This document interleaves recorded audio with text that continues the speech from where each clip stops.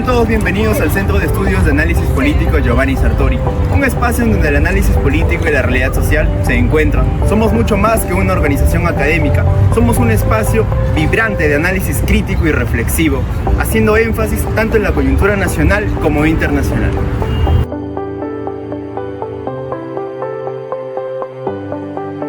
Nuestro propósito es claro: comprender las dinámicas del poder, las instituciones y las sociedades, con el firme compromiso de formar ciudadanos dotados con una visión crítica, analítica y transformadora.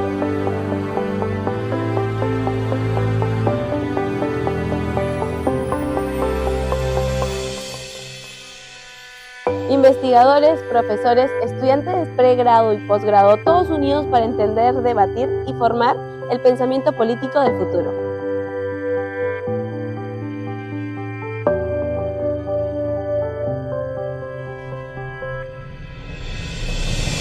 El CEAP se rige por principios que guían cada uno de nuestros trabajos académicos y de investigación. La realidad política es compleja, cambiante y a menudo desafiante. Sin embargo, desde el CEAP Sartori nos proponemos comprenderla, analizarla y proponer soluciones desde la reflexión y el análisis riguroso. Al mismo tiempo, nuestro compromiso social nos impulsa a fortalecer la participación y la democracia, promoviendo así un análisis riguroso y un debate informado. Así, juntos con todos estos aspectos, podamos fortalecer y construir una sociedad más justa y participativa. La interdisciplinaridad es el corazón de nuestro enfoque. Sabemos que el análisis político no puede reducirse a una sola perspectiva, por eso combinamos ciencias sociales, historia, economía para ofrecer un análisis más completo de los fenómenos políticos.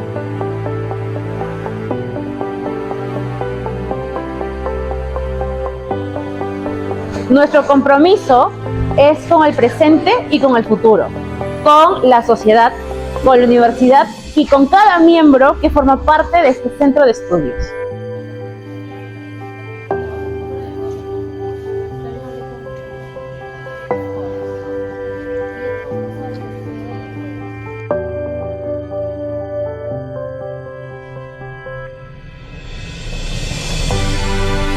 Ser parte del CEAP Sartori significa que cada detalle cuenta. Mi trabajo es que todo esté en orden, desde los documentos hasta los registros, para que cada debate, cada proyecto, cada iniciativa se desarrolle sin obstáculos. En el CEAP Sartori, la investigación es mucho más que solo recopilar datos. También es despertar la curiosidad, potenciar nuestras capacidades y aprender a pensar como analistas políticos. Detrás de cada taller, cada actividad, cada debate, existe un motor que hace que todo esto funcione: la planificación, la logística y la coordinación de recursos. Con cada evento, con cada invitado, con cada colaboración, buscamos proyectar fuerza e inspirar confianza en estudiantes y profesionales del ámbito político.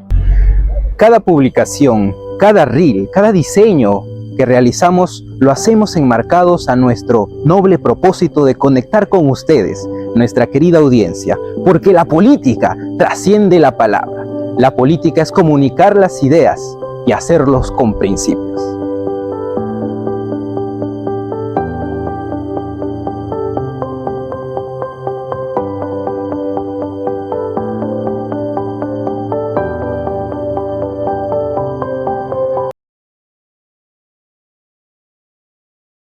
Importantes, pero a la misma vez muy cortos, y decía con ironía: es mejor tener gobiernos cortos a gobiernos largos, porque los gobiernos cortos funcionan. Uno fue el de Valentín Paniagua en su momento y el otro el de Paco, que se enfrentó precisamente a un fenómeno, fenómeno, ¿no? Que era pues la pandemia, el cual pues tuvo que organizar y tomar decisiones para resolver precisamente uno de los flagelos, o quizás el flagelo más fuerte que ha tenido el Perú a lo largo de su historia, o uno de los más importantes, y logró resolverlo, logró traer vacunas. Acá en el libro hace referencia a unas 8 millones, en fin, 80.000 vacunas, para poder pues vacunar a todos los peruanos, a fin de evitar toda esa digamos, masacre que se estaba produciendo como consecuencia de que no había vacunas, como consecuencia que hubo un engaño sobre el tema de las vacunas y que murieron, ¿no? Aproximadamente 200.000 compatriotas. Entonces ha sido una tarea fundamental y también para definirlo, porque Paco es muy técnico y yo al comienzo pensaba que era un tecnócrata, pero no es un tecnócrata. Paco Sagasti es un intelectual, es un creador, pero que tiene conocimiento de métodos y tiene conocimiento de técnica. Y como no puedo con mi carácter, simplemente quería decir unas breves palabras sobre tu libro de manera muy resumida. En primer lugar, voy a decir que tu libro es una apoporeta. Una apoporeta, la palabra griega que significa regalo. Es un regalo realmente, es un regalo por la temática, es un regalo para los que aquí estudiamos ciencia política. Solamente un ejemplo, cuando entra a tallar, a diferenciar entre gobierno y gobernanza, que muchas veces lo utilizamos de manera sinónima. Él nos habla del ocaso, al comienzo. Del ocaso que podemos interpretarlo como el fin de una era. O sea, está enfrentándose a un fenómeno que no es nacional, es un fenómeno mundial. Es el fin de una era que, como todo fin, implica un proceso. Él llama a esta era la era baconiana, y en alusión precisamente al filósofo Francis Bacon, que tiene esta frase muy conocida: saber es poder. Claro, es el conocimiento del poder, pero se utiliza en términos generales como saber es poder. Es decir, la idea del progreso lineal, que va a pasar a otra situación que implica un orden global fracturado.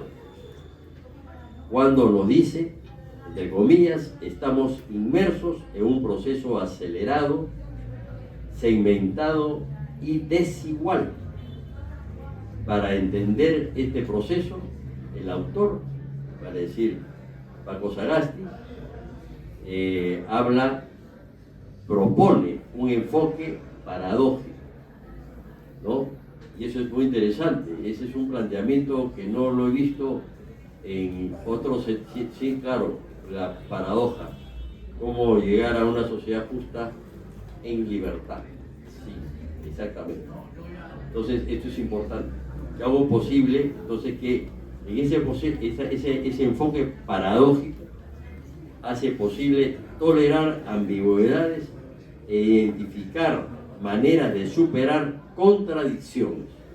Y citando a Agnes Heller, señala que nos encontramos en una transición análoga a la que tuvo lugar entre el Renacimiento y la modernidad. Y aquí me quedo porque tendría que hablar bastante sobre ese proceso.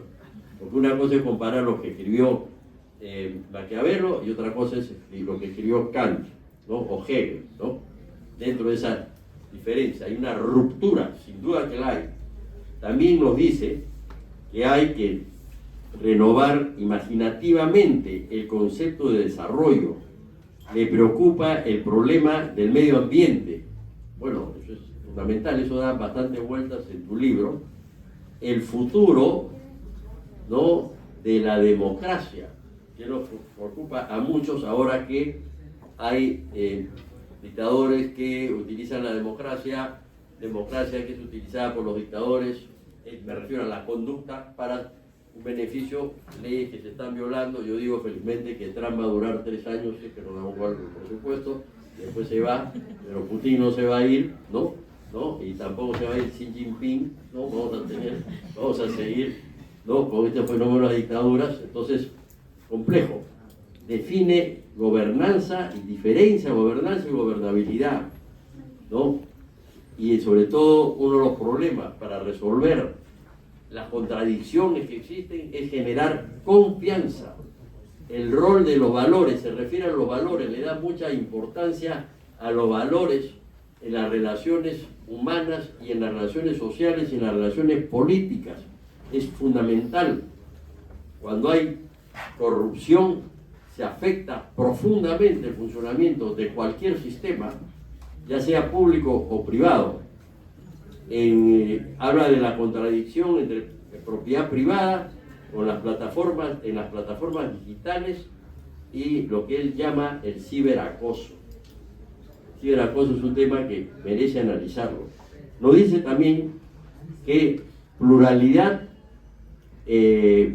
no es necesariamente valores, no son lo mismo que relativismo moral.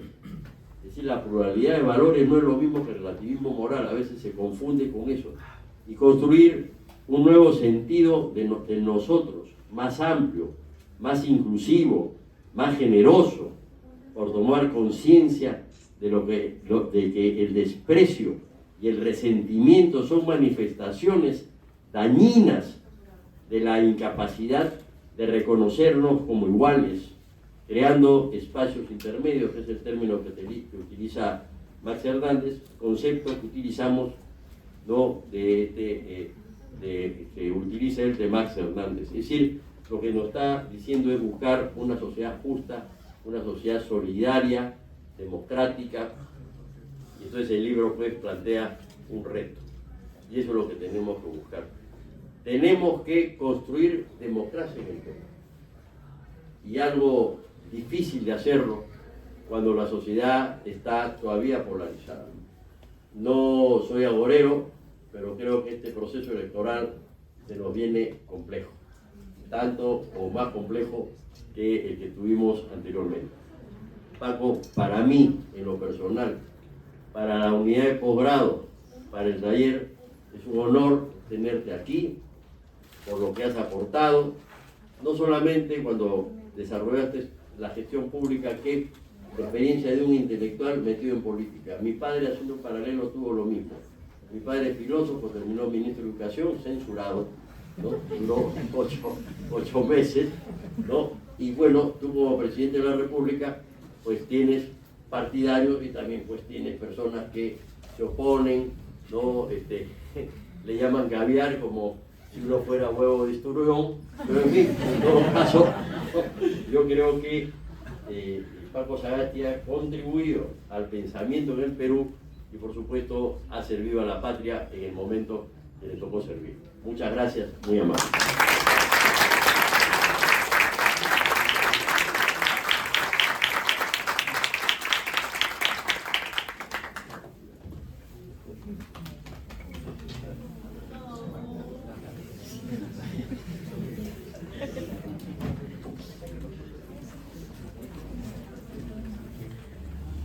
Ahora bien, en esta segunda parte empezamos con los comentarios de nuestros invitados, tanto la doctora Roxana Barrantes como también la doctora Lucía Málaga. Empezamos en esa primera parte con la doctora Roxana Barrantes, quien es miembro del directorio del Banco Central de Reserva del Perú, docente principal de la RUP e investigadora del IEP.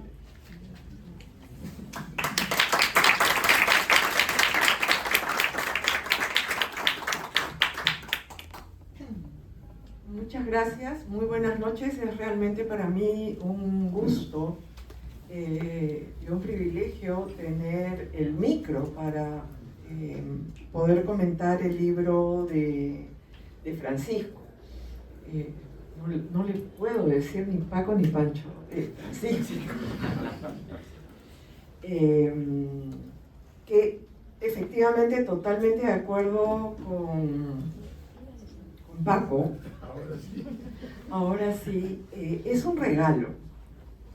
Me parece que es un regalo en varias dimensiones. Y acá quiero decirles de entrada que no es que voy a hacer un comentario del libro y voy a ir a la lógica interna del libro y no. Entre otras cosas, porque es un ensayo.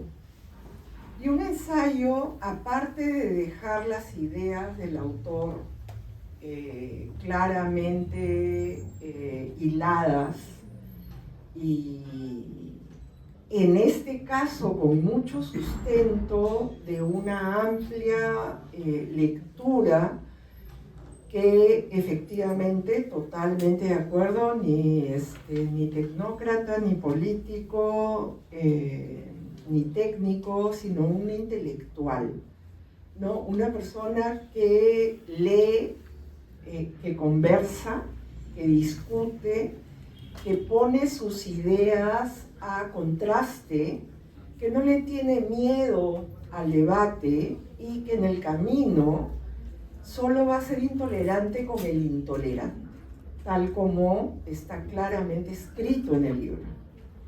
En una frase de Karl Popper, que además, yo vengo desde la economía, Popper es como que nuestro centro de justificación metodológica para el conocimiento.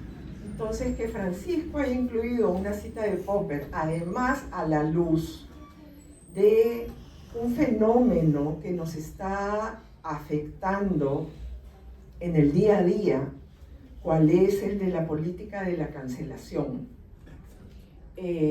resulta muy relevante y muy que apela a no solo a la cabeza, sino al corazón. Con el único con quien no tendrías que ser tolerante es con el intolerante, aquel que te quiere cancelar, aquel que de entrada ya te puso en un casillero de su cabeza para, sobre la base de las discusiones que tiene en su cabeza, tratar de discutir contigo o pasarte por alto porque no correspondes a su idea de persona, ciudadano, intelectual igual a él o a ella, etc. Entonces, sí, estamos ante el regalo de un intelectual y Francisco hace algo que a mí me parece bien importante que comencemos a hacer, todos.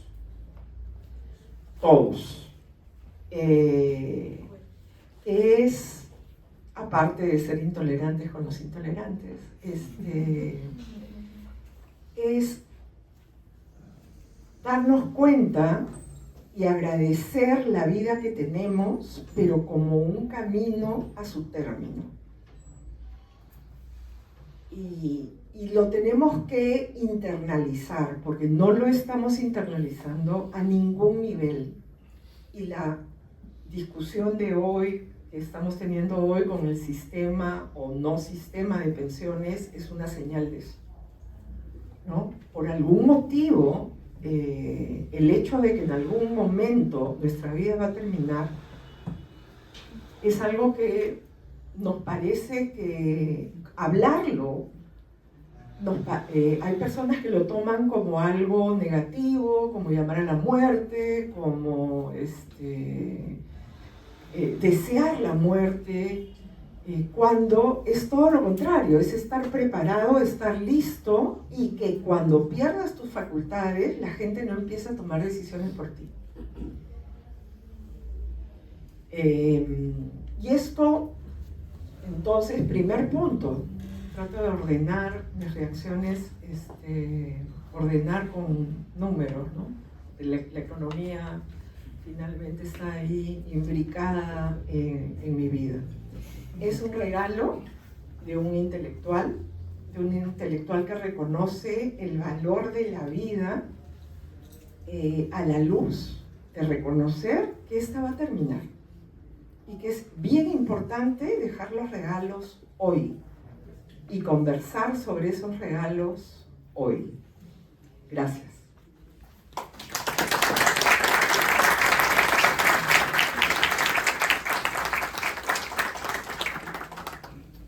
Ahora, antes, como les decía hace un ratito, antes que hacer un comentario del libro y de algunos de los temas específicos, lo que quiero es compartir con ustedes las reflexiones que me han venido, porque si bien tenemos una diferencia de edad con Francisco, no es tanta. No es tanta, pero sí hay una gran diferencia en las oportunidades que yo he tenido de estar expuesta a mucha de la literatura que Francisco nos comparte en este texto. Y en esa medida es un texto bien rico, o sea, si están pensando en un jugo surtido, no es pues papaya con plátano, es todas las frutas que se puedan imaginar, porque ese es el bagaje intelectual que Francisco sigue acumulando, ¿no? Pero en ese camino está claro el tema de la fractura. Tenemos una fractura como sociedad. Hay partes en el libro donde se nos habla de recuperar el tejido social. Él no lo dice de esta manera, si no recuerdo mal. El volver a darle importancia a los resultados de la acción colectiva como necesarios y fundamentales para construir al individuo que tiene libertad y que tendría que estar empoderado y con un poder de agencia importante. Entonces, tenemos una fractura, tenemos el reto de la integración y exclusión, pero hay este libro que tú no mencionas, Francisco, de Manuel Castells, Ruptura, que precisamente a la luz de la reflexión, Manuel es un sociólogo catalán muy importante que ha desarrollado los conceptos alrededor de la sociedad de red, ¿no? De la era de la información es un pensador, es un intelectual con proyección mundial. Y él tiene este libro muy chiquito, no sé inclusive si es de Planeta, ¿no? Tiene todo el formato y que se llama Ruptura. Y en lo que hace énfasis en ese libro Manuel Castells es en la ruptura que se ha generado entre ciudadanos, y acá ciudadanos y ciudadanas, y quienes ejercen el poder delegado por nosotros en los gobiernos. Y la tesis y el trabajo que desarrolla Manuel en este libro es precisamente cómo es que esto te rompe el tejido social, te rompe la cohesión social y las posibilidades de tener y de vivir en libertad. Francisco en este libro además nos hace discutir sobre el tema de la polarización. Y Manuel Castells en el libro ya introduce un tema que nos queda muy claro. Estamos, y tú no lo desarrollas tanto acá, estamos en la mano de quienes han diseñado los algoritmos de las redes sociales. Y esos algoritmos a veces, yo recuerdo, y acá déjenme compartir una anécdota. ¿Cuánto tiempo tengo? Creo que faltan todavía 10 minutos. Muchas gracias. Déjenme compartir una anécdota porque yo he tenido la oportunidad, el privilegio de trabajar con Manuel Castells, porque todavía trabajo temas de cómo los adultos mayores apropiamos tecnología, y tuve la oportunidad de estar en una conferencia, en un taller de trabajo en el Berkman Center en Harvard, que precisamente junta de manera multidisciplinaria sociólogos, gente de derecho, para ver los temas de desarrollo de redes. Y recuerdo mucho 2012, el gobierno de Humala recién establecido, había algo de ilusión, todavía estábamos en el boom de precios de los recursos naturales, altas tasas de crecimiento económico, y este chico, este norteamericano que estudiaba en Stanford, el PhD, decía, lo que tenemos que estudiar son los algoritmos. Y aún yo, trabajando en el tema, a mí se me hacía esotérico. Yo digo, ya, bacán, voy a llegar de mi conferencia en Berkman Center de Harvard diciendo que lo que tenemos que estudiar son los algoritmos. O sea, un poco más y me van a decir desadaptada cultural. O sea, ubícate, tenemos brecha digital, hay un montón de gente que no tiene internet, no tiene teléfonos y tú me estás hablando de algoritmos. O sea, hasta tú entiendes qué son los algoritmos, pero resulta que ahora buena parte de esta polarización y de estos problemas que estamos teniendo en el tejido social, hay muchos pensadores que los atribuyen, los asocian a cómo los algoritmos, en su afán de hacer dinero, generando engagement, se llama en inglés, generando tiempo de atención, interacción. Ese reporte dominguero que a mí me llega de, has pasado tantas horas en este terminal, mi objetivo ahora es que cada vez sean menos tiempo, estar menos involucrada, y TikTok, el algoritmo de TikTok es uno que te logra enganchar, y ese es el peligro, porque no sabemos cómo está funcionando. Además, a diferencia de lo que es Instagram y Facebook, TikTok te puede botar información de hace 5 años.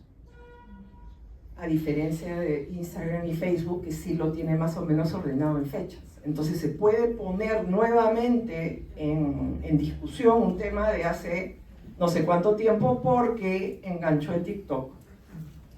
Tenemos que tener un poco más de trabajo en conocer cómo está funcionando eso y cómo la gobernanza de eso, de las grandes tecnológicas, está afectando nuestras capacidades de crear tejido social, de crear poder de agencia por cada uno de nosotros.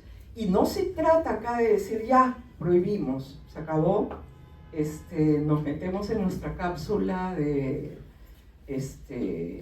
prohibir mismo otros países autoritarios. No, se trata de comprenderlo y de saber qué normas, qué leyes y cómo es que esto está funcionando. El otro tema que me dejó pensando el libro es que carecemos de mecanismos efectivos para resolver los conflictos alrededor de los bienes de consumo colectivo. La acción colectiva es una acción donde uno termina diciendo, ya, no hablo más contigo, ¿no? Y ahora eso se muestra en redes de te saco del grupo, o yo me salgo del grupo, o yo te bloqueo. Y el diálogo murió cuando hacemos eso. La posibilidad de volver a ponernos de acuerdo murió. Porque además ese es nuestro único vehículo, ¿no? Ayer una persona me decía, por favor, he mandado un correo al Banco Central pidiendo tal información, este es un proyecto del BID, necesitamos y no sé qué. Pero nadie me contesta. Y le digo, oye, ¿has tratado con llamarlo por el teléfono fijo? Porque todavía hay asistentes administrativas que toman esa llamada y les va a parecer tan, pero tan raro que van a buscar el correo, ¿no? Nos estamos olvidando de hacer esa interacción persona a persona, voz a voz. Ahora nos estamos dejando estos mensajes de audio. Yo sé que hay gente que los adora, ¿ok? Pero a mí me matan. Me cortan totalmente la fluidez porque además no... Ok, tema, piénsenlo. Es la mejor manera de comunicarnos, es la mejor manera de resolver conflictos. Y la acción colectiva comienza desde nuestro entorno familiar. Sigue a nuestro entorno de la junta de propietarios o de inquilinos del edificio. Sigue a la zona, a nuestro grupo de grupo de vecinos del barrio. Sigue a nuestra comunidad si nuestros padres provienen de comunidades campesinas o nativas. Va a nuestro gremio. Yo les digo a los chicos, yo los quiero ver cuando ustedes tengan que tomar decisiones sobre la fiesta de graduación. Tema de acción colectiva. Tema donde ustedes tienen que desarrollar mecanismos para resolver conflictos y que no sea, ay, si no puedes pagar, piña, no vienes. porque con esos mecanismos no tejemos al grupo social que necesitamos para poder lograr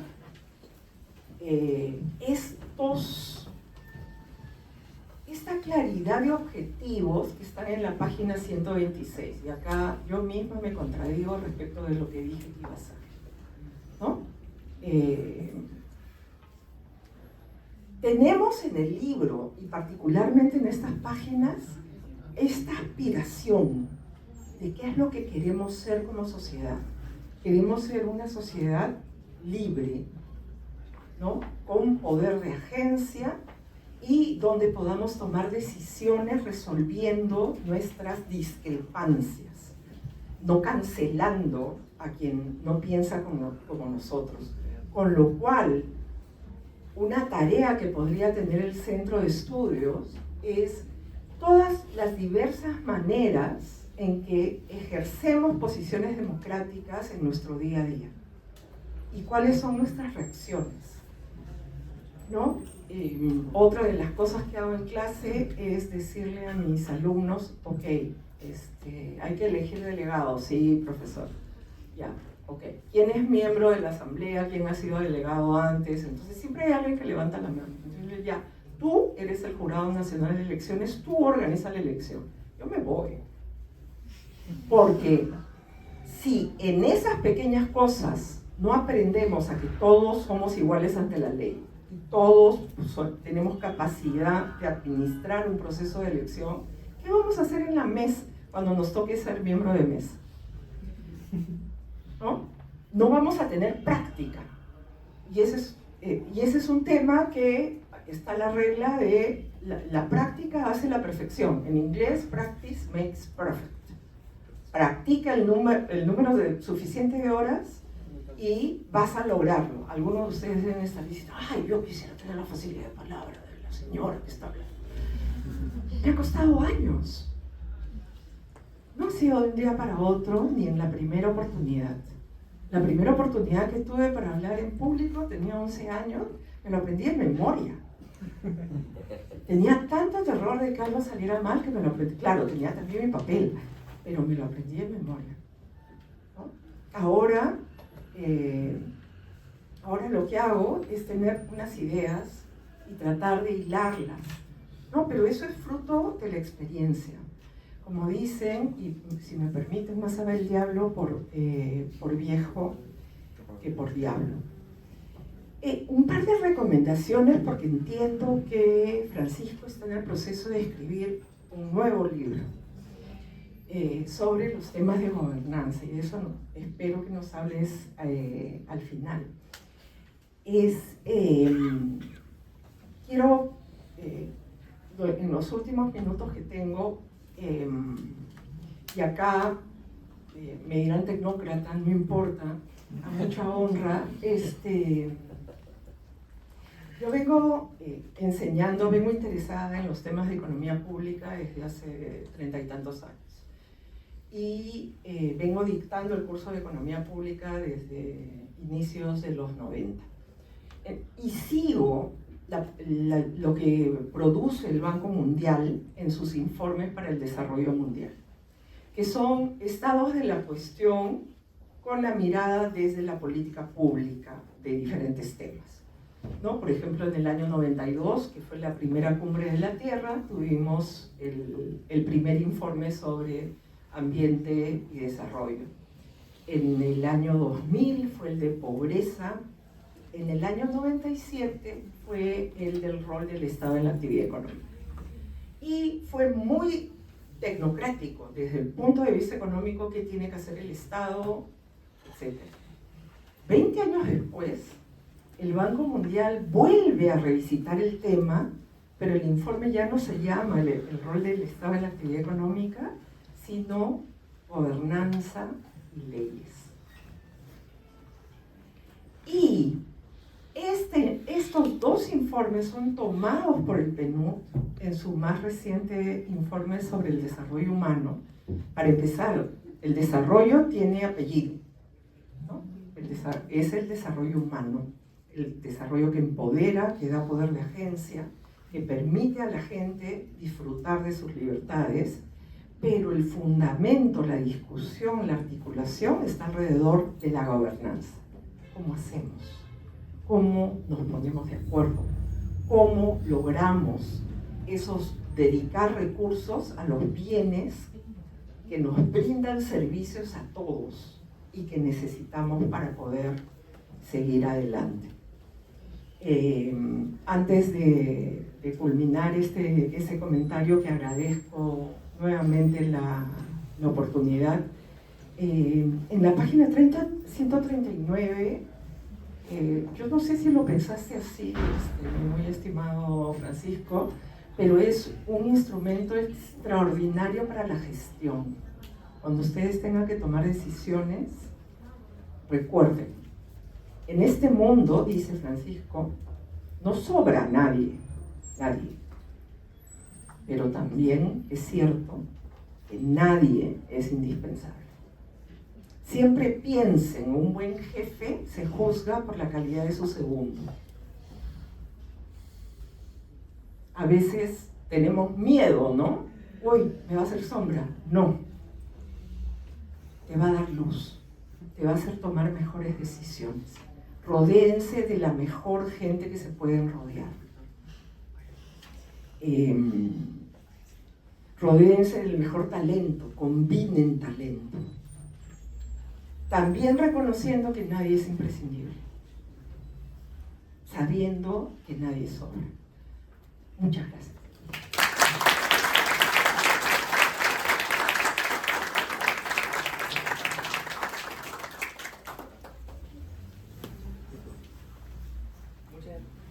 Muchas gracias a la doctora Roxana Barrantes. Ahora continuamos con los comentarios de la doctora Lucía Málaga Sabogal, quien es docente universitaria de la Universidad Nacional Mayor de San Marcos, investigadora en temas de políticas de ciencia, tecnología e innovación y ex asesora en la Presidencia de la República. Adelante. Sí, esto aprendió, ¿no? Muchas gracias.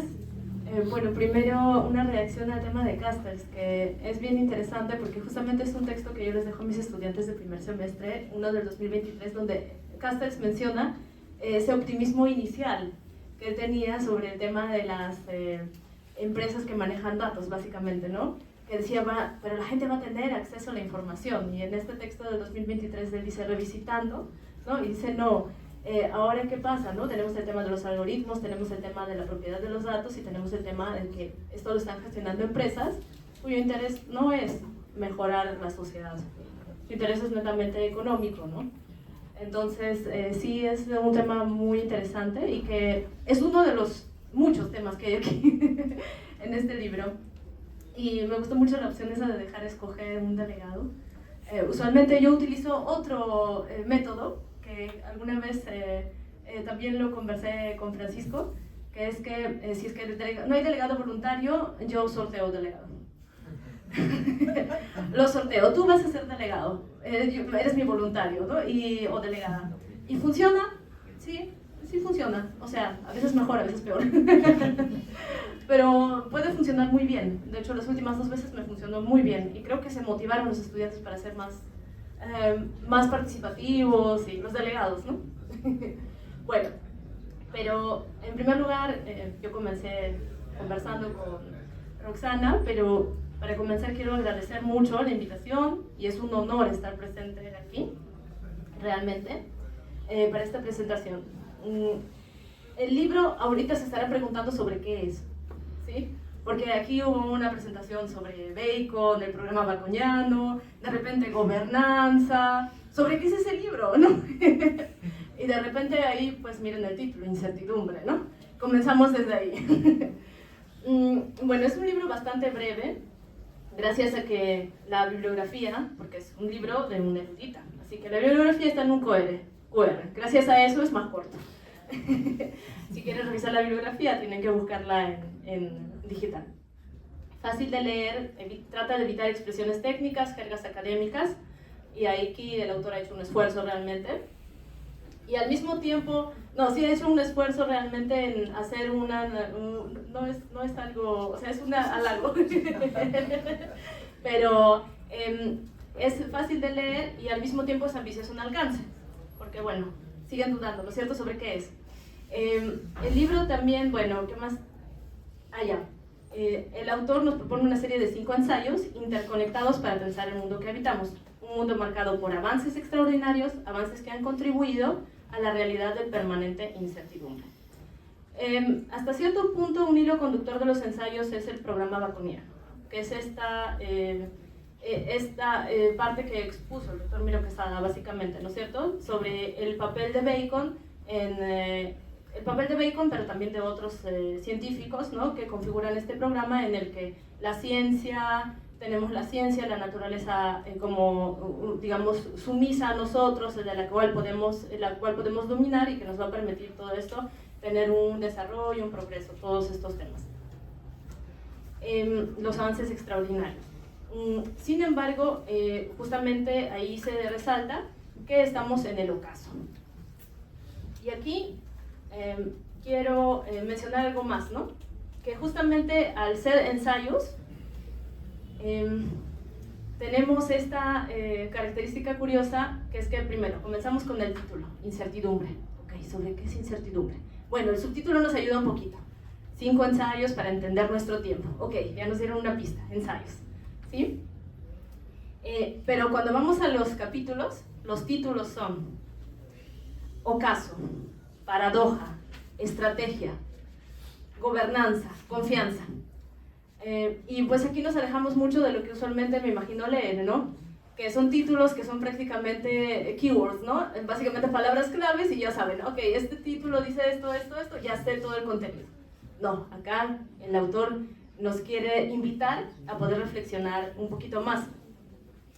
Me hizo recordar en este sentido un ensayo de Umberto Eco, en el que mencionaba que el título es una clave interpretativa, ¿no? Y seguramente conocen el nombre de la rosa, la novela, ¿no? Y la novela trata sobre el nombre de la rosa. Es una frase que está al final, ¿no?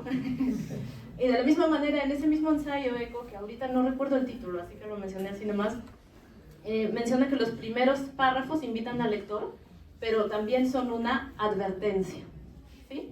Son una advertencia para que el lector pueda saber, ok, esto es algo que puedo leer, o de repente no me voy a animar a adentrarme en esa narrativa que de repente resulta pues inadecuada para lo que me interesa, ¿no? Y así me tomaré la libertad de leer los primeros párrafos de este texto. Bueno, el primero, no voy a ser tan largo. Entonces, Francisco comienza con una cita de Ortega y Gasset, que no voy a leer completa, pero el comienzo. No sabemos lo que nos pasa, y esto es precisamente lo que nos pasa, no saber lo que nos pasa. El hombre de hoy empieza a estar desorientado con respecto a sí mismo. Y dice, la cita de Ortega y Gasset es una manera adecuada de iniciar este libro. La incertidumbre es un signo de nuestros tiempos. ¿Qué es lo que nos pasa? Todos nos hemos hecho esta pregunta en algún momento. Las páginas que siguen son un intento de compartir los indicios que he encontrado para contrastarla. He tratado de indagar de dónde venimos, hacerme una idea de dónde estamos e imaginar hacia dónde podríamos ir.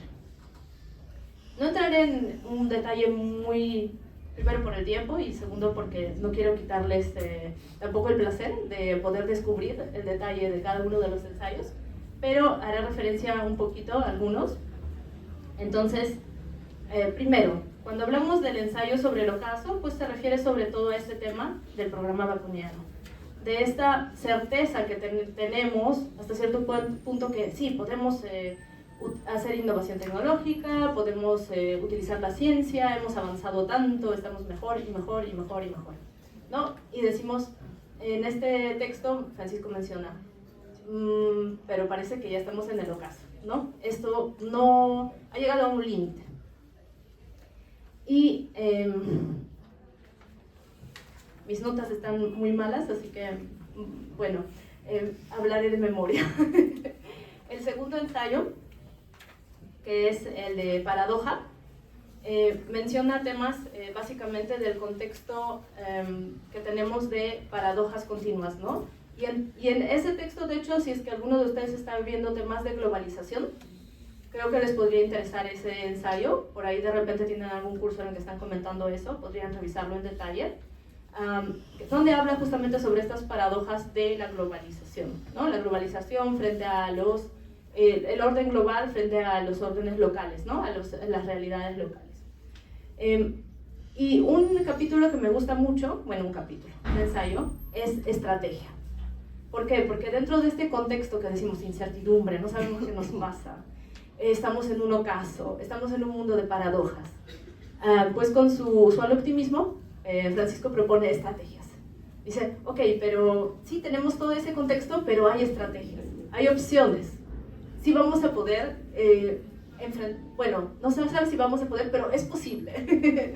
Es posible que podamos, dentro de este contexto que decimos incertidumbre, no sabemos qué nos pasa, estamos en un ocaso, estamos en un mundo de paradojas, pues con su usual optimismo, Francisco propone estrategias. Dice, ok, pero sí tenemos todo ese contexto, pero hay estrategias, hay opciones. Sí vamos a poder, bueno, no se sabe si vamos a poder, pero es posible. Es posible que podamos de alguna manera manejar este contexto. Y aquí se centra sobre todo en las opciones para América Latina, ¿no? Donde menciona, por ejemplo, aprovechar la dotación de recursos naturales de manera sostenible, mejorar las maneras de ganarse la vida, promover la promoción de servicios para uso interno y exportación y aprovechar nuestra creatividad y diversidad cultural. Esos son los 4 puntos, las 4 estrategias que menciona en este ensayo. Y aquí también resalta que a su juicio es falso el dilema que a veces asumimos como existente entre, digamos, la actividad científica y tecnológica y estrategias de desarrollo sostenibles. Dice, sí es posible encontrar un incremento de capacidades científicas y tecnológicas y tener un desarrollo sostenible, pero resalta algo importante, es los patrones de consumo, ¿no? Nuestros patrones de consumo tienen que cambiar. No puede ser nuestro deseo el tener necesariamente la última tecnología, tener necesariamente la mayor cantidad de bienes, sino que podemos tener un desarrollo donde nosotros, disminuyendo esos patrones de consumo, podemos generar un bienestar superior para todos. Y ahí vamos un poco en el sentido de lo que mencionaba Roxana, de la acción colectiva, ¿no? En esa lógica de disminuir nuestra presión de consumo, nosotros lo hacemos también pensando en otros, ¿no? Digamos, de repente yo tengo esa capacidad de consumir más económica, pero pienso en otros, distribuyo mi bienestar para poder generar bienestar para todos. Entonces, esa parte de estrategia me gusta bastante, justamente, y voy a tratar de ser breve. Mira cuántos minutos ya estoy, no estoy tan mal. Bueno, dentro de esto menciona también de esta sección la parte de prerequisitos, ¿no? Porque tenemos estas 4 opciones de estrategia, pero ¿cómo vamos a conseguirlo? Necesitamos una serie de prerequisitos. Y esa es la parte, pues, un poquito más desafiante, ¿no? Porque podemos tener una serie de estrategias, saber qué hay que hacer, pero necesitamos instituciones adecuadas, estabilidad económica, seguridad ciudadana, expandir la infraestructura física y trabajar el tema de desigualdad digital. Entonces, esto es un desafío y definitivamente está relacionado con el contexto político, ¿no? Y otro tema en donde sí quiero subrayar varias cosas, por si acaso esto es un hábito que no les reprocha a nadie, si les gusta subrayar, ayuda para entender el texto, ¿sí? Y así pueden probar que lo leyeron. Cuando lo traigan para firmar, dicen, mire doctor, aquí está todo subrayado porque lo leí. De acuerdo. Hay un párrafo que me llamó la atención y donde de repente pensaría que no estoy segura hasta qué punto estamos entrando otra vez en un optimismo excesivo, ¿no? Que es cuando hablamos de la tradición de vinculación entre pobladores originarios y el entorno biofísico. Que según lo que menciona aquí Francisco, dice, muchos conocimientos y tecnologías tradicionales están relacionadas con formas de racionalidad en las cuales el trabajo artesanal, el autoconsumo, la reciprocidad y otras instituciones diferentes al mercado organizan las actividades productivas y las relaciones sociales. Esto lleva a reconocer y tomar en cuenta los sistemas indígenas de innovación. Sin embargo, no estoy segura hasta qué punto estos sistemas indígenas de innovación no son una idealización en el contexto actual, donde ya tenemos, o sea, tenemos la realidad local, pero también la globalización, ¿hasta qué punto se mantiene, no? Tendría mis dudas, sinceramente, ahí sí tengo dudas. Y bueno, también resalta en esta parte de estrategias, que es en la que más me centré, el tema de China, la importancia de China, y hay un párrafo que me gustó bastante, que es: América Latina está reproduciendo con China los patrones de intercambio comercial e inversión extranjera que ha tenido durante siglos con los países de Europa y Norteamérica. Y aquí el autor advierte que si bien es necesario tener una interacción con China, o sea, en este momento es una potencia, y él resalta los detalles porque él la considera potencia, es también necesario considerar, digamos, que proceder con cautela, digamos, proceder con cautela en estas interacciones. Bueno, ahí menciona una serie de implicancias. El cuarto ensayo habla sobre gobernanza, pero la gobernanza ¿de qué? Gobernanza de general, gobernanza de uno mismo, y con eso voy a terminar porque ya no lo quiero alcanzar tanto, así que voy a hacer solo un comentario muy cortito. En esta parte, el autor menciona, por ejemplo, y yo estoy entrando en fragmentos, entonces cuando ustedes lo lean van a ver que hay mucho más. Como ven, toca muchos temas. Menciona que al momento de hacer nosotros apreciaciones de lo que sucede, tenemos diferentes elementos que configuran estas apreciaciones. Tenemos nuestra mentalidad, tenemos evidencia, tenemos nuestro carácter, y estos tres elementos configuran un contexto que nos permite llegar a una integración y a un juicio integrativo. Y aquí, por ejemplo, yo voy a usar como ejemplo haber llegado tarde, mis disculpas.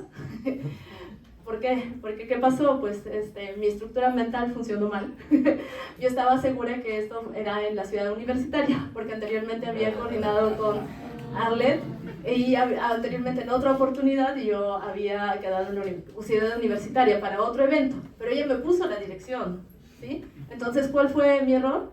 Ahí estaba mi estructura mental, posiblemente de mi déficit de atención, ¿no? Y yo miré y dije, es en la ciudad universitaria, no miré la dirección. Entonces, es un ejemplo, ¿no? La evidencia estaba ahí, ¿sí? La evidencia estaba ahí porque ella me mandó el mensaje con la dirección, pero no llegué a hacer una integración adecuada, ¿no es cierto? Falló mi algoritmo. Y ahí tenemos, bueno, mi carácter me permite tomarlo con un poco de humor porque, bueno, pues ¿qué puedo hacer? Ya llegué tarde. Y seguramente aquí algunos me van a entender porque el déficit de atención es muy común, así que posiblemente de los aquí presentes, pues 1 de cada 10 debe tener el mismo problema. Y pues se puede lidiar con eso. De vez en cuando nos equivocamos, pero se puede. Ese era el cuarto ensayo. Y el quinto ensayo es sobre confianza. Y aquí resalta el autor el tema de la confianza. Y otra vez voy a aprovechar una de las frases, para citarles unas de las frases. Una de las maneras más efectivas de generar confianza es otorgándola, ¿sí? Y esto se relaciona también con lo que mencionaba Roxana, ¿no? De tener a alguien en quien confiar no solo en él como persona, sino confiar en su juicio, en sus capacidades, en su buena voluntad. Entonces, resaltando también que la confianza no es un cheque en blanco, es dar el beneficio de la duda, ¿no?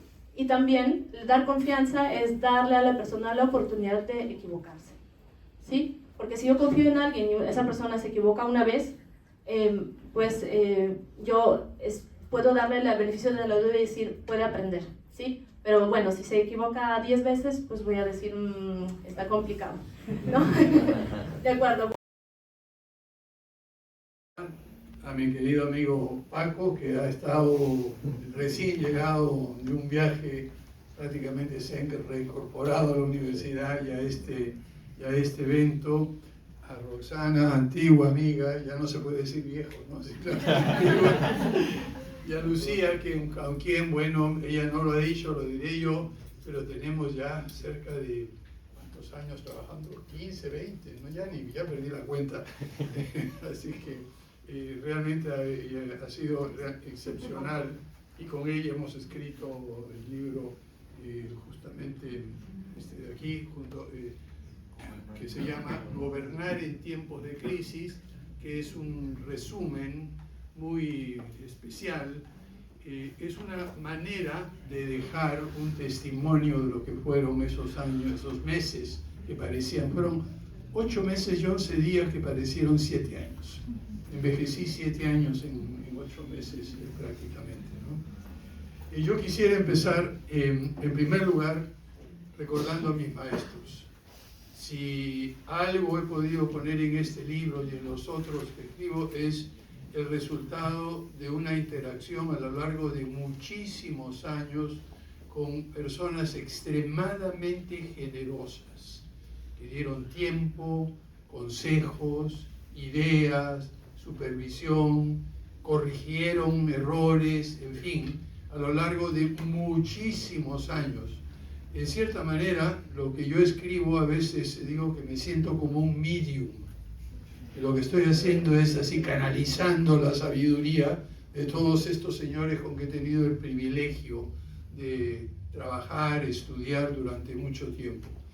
Y uno de ellos, mi querido tocayo, es tu padre, porque no solamente nos unió una amistad muy larga durante muchos años, sino durante los difíciles años del gobierno militar, y ahí tú recuerdas eso, teníamos la costumbre cada 15 días de ir a un chifa. Y no íbamos a los chifas caros porque en ese momento no teníamos un centavo. Entonces nos turnábamos, una vez le invitaba yo, otra vez invitaba él a mí, y buscábamos un par de chifas más o menos razonables, pero como en el Perú la comida es buena en cualquier sitio, la pasábamos muy, muy bien. Y en esas sesiones, Paco se convirtió en mi tutor de filosofía. Me dio una lista de libros que tenía que leer. En primer lugar, me recomendó la historia de filosofía de Frederick Coplestone, los 8 o 9 volúmenes. Y me dijo, léetela, pero cuando llegues a Aristóteles te lees esto. Cuando llegues a Da Vinci tienes que leerte el libro de Da Vinci. Y me dio varios libros y eso fue lo que hice. Entonces, durante muchos años me dediqué a aprender filosofía, primero bajo la tutoría de tu padre y luego con las recomendaciones que él me dejó, en este caso. Mis profesores en la Universidad de Pensilvania, en la Universidad de Ingeniería, hasta incluso en el colegio me enseñaron una cantidad, muchas de las reflexiones que están aquí, como digo, vienen hasta de mi adolescencia o de mi infancia.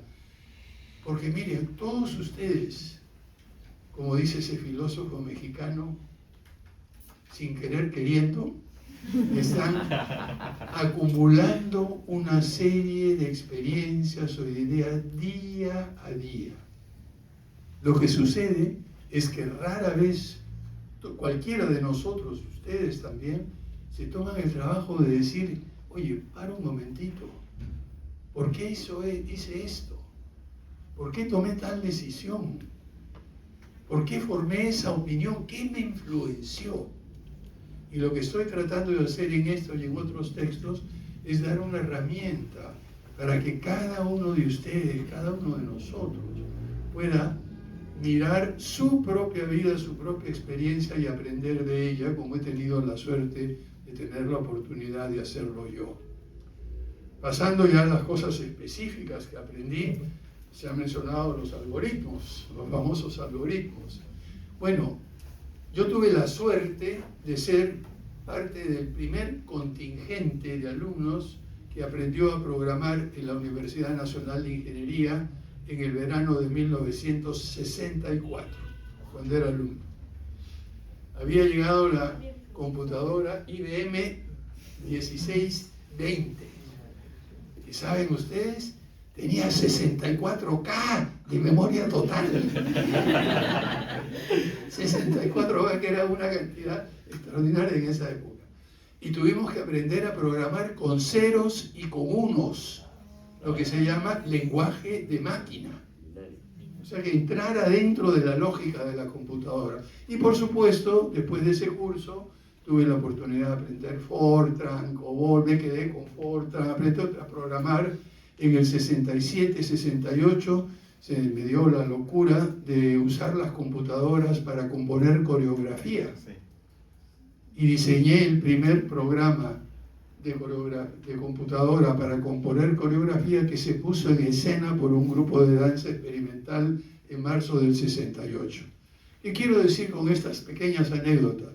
Que conozco más o menos la evolución de las computadoras, algo sé de inteligencia artificial, muy poco, pero cuando vi algunos resultados que me sorprendieron y cuando me di cuenta de que muchos de estos resultados no se podían seguir muy fácilmente, dije, un momentito, acá tengo que volver a las raíces. Y me tomé el trabajo de descargar 2 artículos recientes. Uno de ellos escrito por 4 chinos. Dicho sea de paso, los mejores trabajos teóricos sobre inteligencia artificial los están escribiendo los chinos en este momento. Olvídense de los americanos, los europeos. Es muy, muy interesante. Y en las 56 páginas traté de meterme. Por supuesto, ya me olvidé de lo que son las integrales. ¿Alguno de ustedes sabe integrar y diferenciar? Y es algo que todos los abogados deberían saber, porque van a tener que enfrentarse con matemáticas y otras cosas. Arquitecto sí, usted aprendió cálculo diferencial y cálculo integral. En fin, tuve que volver a esas ideas y por supuesto que no entendí el detalle, pero entendí la lógica de cómo funcionan los algoritmos.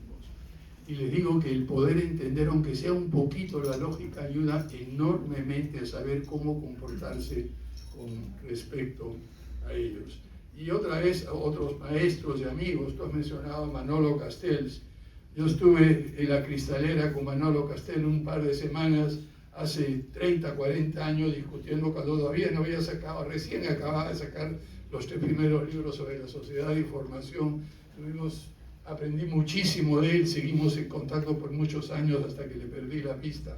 En fin, no digo todos los nombres de la gente de la cual he aprendido para que no parezca que estoy tratando de hacer lo que llaman los gringos name dropping. Pero termino diciendo nuevamente que lo que yo estoy aquí haciendo es transmitiendo lo que yo recibí. Y creo que soy sintetizado, tratado de poner en frases cortas, como han mencionado mis colegas que me han precedido en el uso de la palabra.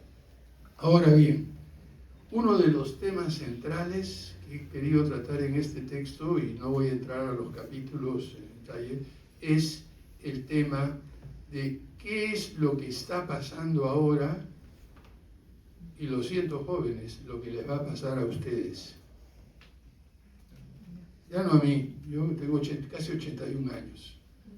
Sé que no tengo como máximo otros 15, 20 años de vida, y como máximo, y probablemente así de lucidez 4 o 5 ya la estoy perdiendo en este caso. Pero ustedes sí están fritos. Y para eso quiero citarles algo de lo que está en la introducción al texto, que me parece esencial que lo tomen en cuenta. Y quien lo escribe esto es un cuarentón, no, ni siquiera llega a los 40, está en 30, es un filósofo, sociólogo y gran maestro de ajedrez, además, un chessmaster, este gran maestro. Habla de qué pasa yo hablo de las personas mayores, que nos cuesta entender, a las personas de mediana edad que están con problemas de adaptarse al trabajo, pero miren lo que dice Rawson. Quienes nacieron en el siglo XXI enfrentan un futuro problemático. Ustedes.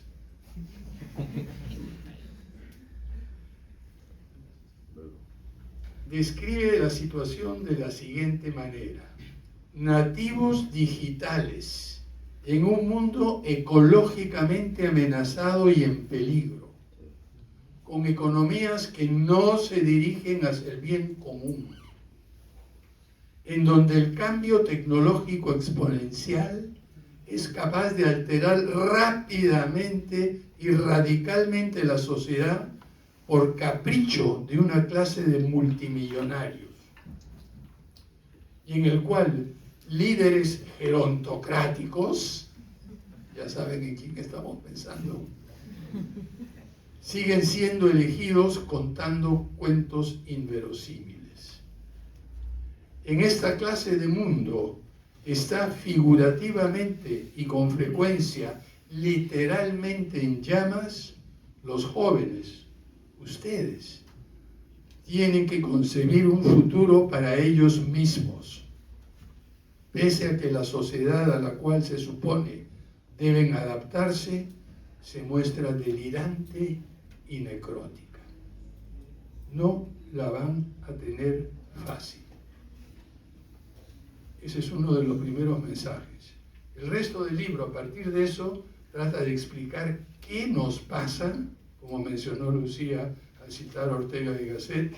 No sabemos lo que nos pasa, hay que descubrir lo que nos pasa. Y luego tratar de prepararnos un poquito más y prepararlos a ustedes transmitiendo una serie de ideas y de planteamientos y de lecciones para que puedan enfrentar este mundo de una manera más clara. No voy a ir capítulo por capítulo, ni mucho menos, eso lo hizo muy bien Lucía, pero sí quisiera quisiera hablar sobre el impacto de las redes. Yo creo que es un tema que, es decir, están cambiando nunca en la historia de la humanidad. Y esto, como lo decimos todos los días, se nos pasa, ni pensamos. Nunca antes en la historia de la humanidad ha sido posible por todos comunicarse con todos en cualquier parte del mundo instantáneamente. Instantáneamente sabemos lo que sucede en un sitio, en otro sitio, o peor, sabemos lo que nos cuentan ellos que sucede, que probablemente no es la realidad. Entonces estamos viviendo un mundo muy complicado que algunos han llamado de posverdad, de hiperconectividad, que nos tiene continuamente en flujo, y a ustedes más que a nosotros, porque por lo menos siendo viejos, tenemos un poco más de resistencia, y no solo resistencia, sino de rigidez mental, y nos cuesta absorber tanto como lo que nos viene. Miren, esto no existía hasta 15, 17 años. No hay ninguno de nosotros que no pueda pasarse por lo menos 1 hora o 2 horas al día mirándolo, mínimo. Y no existía antes. Eso es simplemente para darles una idea de la velocidad de cambio a lo largo de la historia de la humanidad. Por lo tanto, lo que trato aquí es, en este capítulo que se ha mencionado como estrategia, como gobernanza, dar algunas indicaciones sobre cómo enfrentar este mundo incierto que se nos viene y que va a seguir igual. Y que dentro de esa incertidumbre somos capaces como seres humanos y tenemos la posibilidad, si nos abocamos a ellos, de encontrar maneras de manejar, gestionar, gobernar todo este proceso de cambio. Y aquí yo, una cosa cuando me dicen que soy optimista, que soy pesimista, yo no soy ninguno. Yo soy realista. ¿Pero qué significa ser realista? Soy un realista inconformista. ¿Entienden? Parto de cómo son las cosas, no como quiero que sea. Hay que ver qué cosa es. Y de eso trata el libro. Pero no me quedo ahí. Ok, así estamos de mal, de complicado. ¿Qué podríamos hacer para estar mejor? Y ahí es donde la imaginación junto con disciplina es la que juega un papel esencial.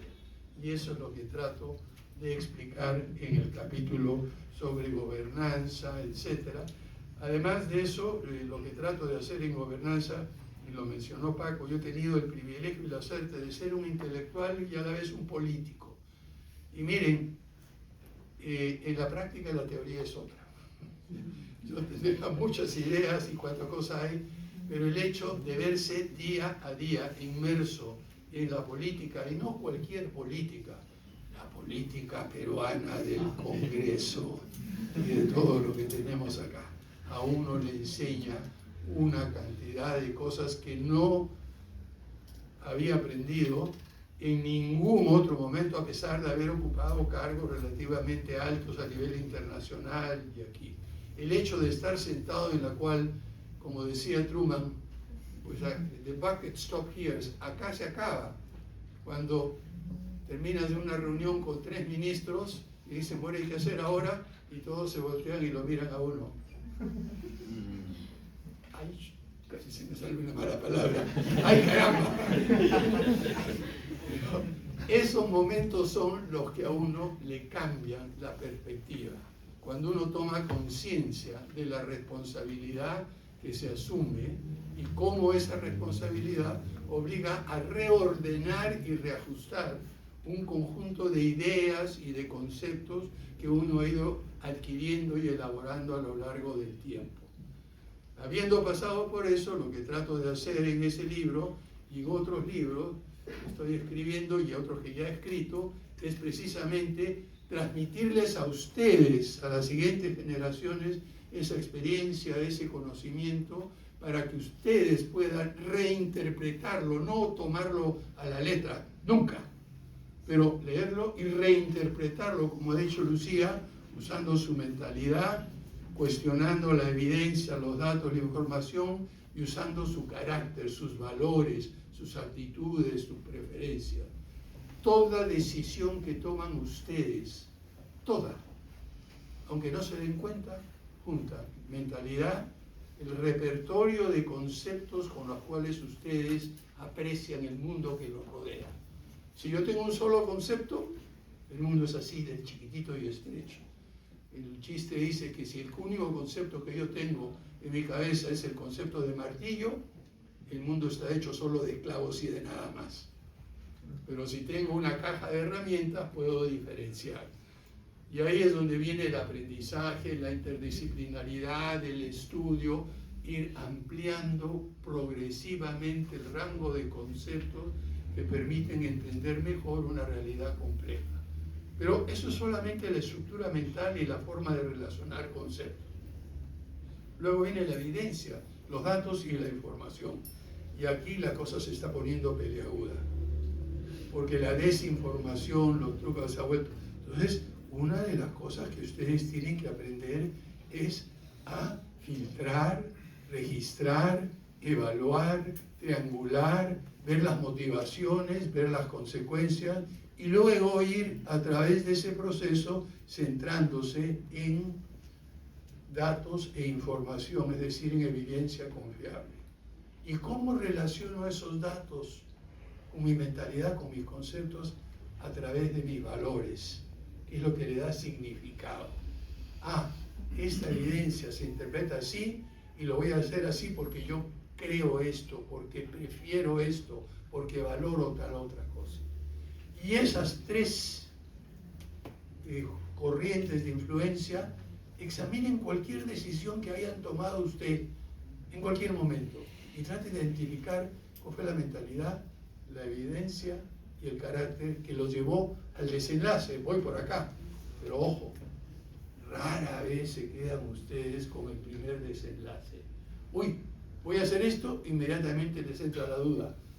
Tengo todos los conceptos, tengo toda la evidencia, he consultado con todos, dicen, no, mejor espero.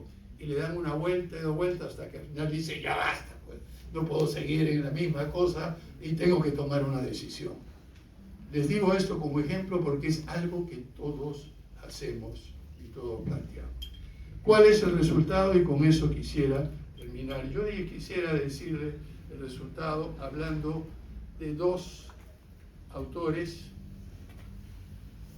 que a mí me parecen clave y que son los que me han ayudado, y no son filósofos, dicho sea de paso, no son sociólogos, menos abogados o doctores en derecho, son novelistas y compositores. Algunos de ustedes deben haber escuchado de Leonard Cohen, el compositor canadiense que tiene lindas canciones que tocaba yo hace muchos años, en la época que tocaba guitarra. Y en su canción Anthem en inglés, y yo la he traducido, dice el coro, el estribillo, dice lo siguiente: toca las campanas que aún puedan sonar, olvida lo perfecto que puedas dar, hay siempre una grieta que encontrar por donde la luz pueda pasar. No hay que darse por vencido nunca. La tarea, utilizando esta manera de pensar paradójica, es buscar las grietas por donde se cuela la luz. Y las hay, y se encuentran. Y no lo digo teóricamente, lo digo porque he tenido la experiencia de hacerlo. Lo digo porque empezamos con 0 vacunas y conseguimos 78 millones de dosis en menos de 6 meses. Lo suficiente para vacunar 3 veces a toda la población objetivo. Septuplicamos en menos de 4 meses el suministro de oxígeno medicinal. Hay grietas. Ahora, no son fáciles de encontrar, requieren esfuerzo, requieren esa combinación peculiar de mentalidad, evidencia y carácter, no doblegarse, insistir, plantear, buscar, saber lo que uno está hablando, conocer, estudiar, y sí se puede hacer, ¿no? Ahora, el problema es, cada vez de ahí con mis amigos científicos, políticos y mucha gente que está metida en política, me dicen, oye, sí, pero todo esto pues es en vano. Mira cómo está nuestro país, mira la crisis en que estamos, mira las dificultades, esto se está yendo al diablo, no está pasando nada. Bueno, aquellos que somos viejos hemos pasado por situaciones similares, quizás no tan graves, pero una cosa que siempre ha hecho nuestro país es salir adelante. Y aquí, en vez de referirme a Leonard Cohen, me voy a referir a una frase hermosa para mí de Marguerite Yourcenar, en Memorias de Adriano, que es un libro que todos deban leer. Es un poquito pesado, ¿eh? Pero vale la pena leerlo. Pero hay una parte maravillosa que dice lo siguiente, con lo cual termino el libro: gobernar en tiempo de crisis durante esos 8 meses y 11 días que parecieron 7 años. Lo que dice ella pone en boca del emperador Adriano en sus memorias. Y Adriano dice así: pero precisamente porque espero poco de la condición humana, los periodos de felicidad, los progresos parciales, los esfuerzos de reanudación y continuidad me parecen otros tantos prodigios que compensan la inmensa acumulación de males, fracasos y error. Vendrán las catástrofes, las ruinas, el desorden triunfará, pero también de tiempo en tiempo el orden. La paz reinará otra vez entre periodos de guerra, las palabras libertad, humanidad y justicia recobrarán aquí y allí el sentido que hemos tratado de dar. La tarea que ustedes tienen en los difíciles años que les va a tocar vivir es buscar esas rendijas por donde se cuela la luz, para que vengan esos periodos de paz entre guerras y para que las palabras libertad, humanidad y justicia recobren su verdadero sentido. Muchas gracias.